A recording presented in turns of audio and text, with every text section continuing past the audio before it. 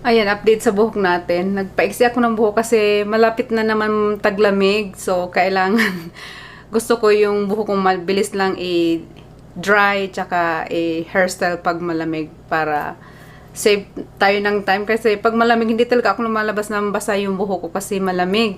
So, kailangan ko talagang i-dry yung buhok ko at tsaka i-style ko pag malamig na. Nagpalagay ako ng layer. Sabi ko, lagyan ko ng layer. Kaya lang, yung nagupit sa akin, napaiksi yung layer niya. Yung layer niya ganito ka iksi. Yung layer hanggang dito yung pagkagupit niya ng layer. Pero ayan. Ang ganun nito pag naka-style siya. Ngayon, flat siya. Wala siyang style kasi kagugupit niya lang. Pero pag na-style to, sobrang cute ng hairstyle na to. Ayan.